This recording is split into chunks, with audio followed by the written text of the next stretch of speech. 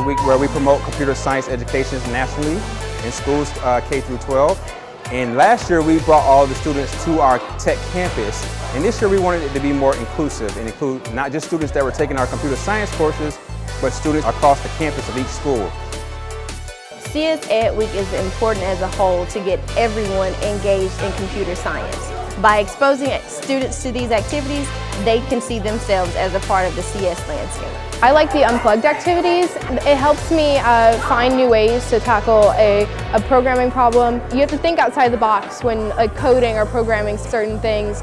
This is the area where all organizations are going towards, so knowing how to program, maintain databases, or performing any type of analysis using big data is the way to go. The thing I like about computer science is how it opens many different pathways. Many people can learn how to code and it'll take you down different ways in life. My favorite activity was coding the drones because I'm very good at coding. I have experience with it, and then I take a drone class which will help me get certified to be a drone flyer.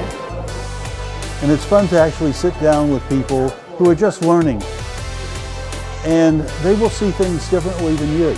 We really do need to make sure that everybody understands what's going on in the world, what's involved in it, and it's worth learning.